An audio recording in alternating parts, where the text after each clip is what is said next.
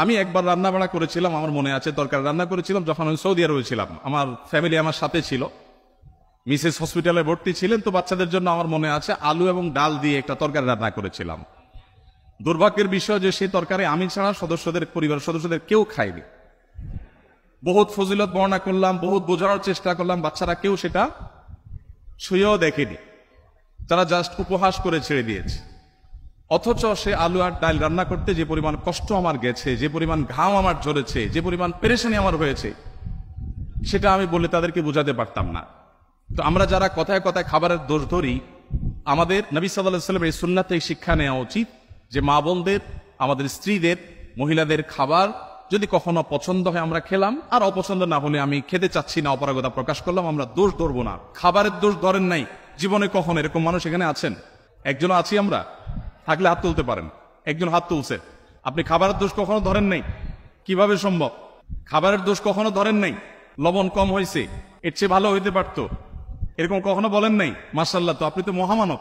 দেখুন, এক এলাকায় একজন হুজুর ছিলেন, এলাকার প্রায় সব বাসায় হুজুরের দাওয়াত খাওয়া শেষ, কোন মহিলা রান্না করে ওই হুজুরকে খাবার খাইয়ে কখনো শান্তিতে থাকতে পারত না। প্রত্যেকটা দাওয়াতের পর ওই হুজুর একটা না একটা দোষ বাইর করতেন। হয় এখানে লবণ একটু কম হয়েছে, না হলে ওখানে হলুদটা একটু কম হয়েছে, কালারটা একটু ত্রুটি আছে, কোনো না কোনো দোষ তিনি ধরতেন। সেই এলাকায় একজন শিক্ষিত পুত্রবধূ এলেন বাহির থেকে। আসার পর তিনি এই হুজুর সম্পর্কে যখন ধারণা পেলেন যে একজন হুজুর আছেন, এই হুজুরের কেউ খাইয়ে সন্তুষ্ট করতে পারেন না, উনি একটা না একটা দোষ ধরেন, যদিও হুজুর মানুষ দোষ ধরার কথা না, নবী সাল্লাল্লাহু আলাইহি ওয়াসাল্লাম সুন্নাহর খেলাফ।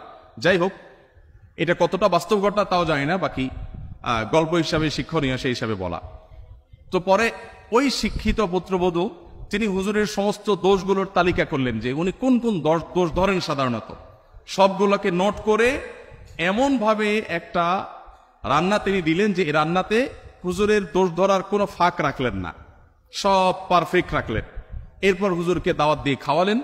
খাওয়ার পরে এবার পুরুষদের থেকে দিয়ে জিজ্ঞাসা করলেন, এবার হুজুরকে জিজ্ঞাসা করো আজকের খাবার কেমন হয়েছে, কমেন্ট করতে বলো।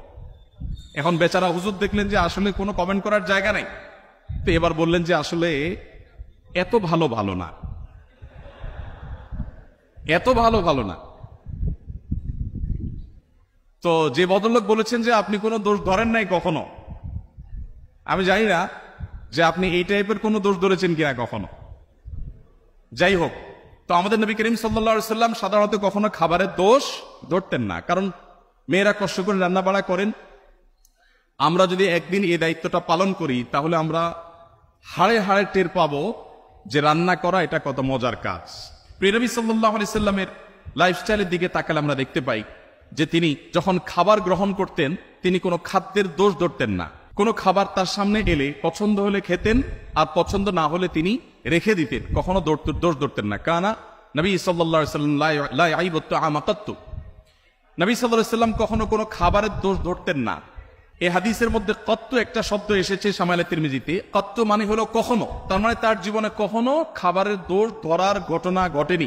আমরা অনেক মুসলমান আছি, অনেক গুণে গুণান্বিত, আমি জানি না এরকম মুসলমান আমাদের সমাজে কয়জন আছেন। আমরা এখানে যারা আছি তারা কেউ বলতে পারবো কিনা যে আমার এই ক্ষুদ্র জীবনে, ফেলে আসা জীবনে আমি কখনো কোনো খাবারের দোষ ধরি নাই, আমার ভালো লাগছে তো খাইছি, আর না হলে নাই।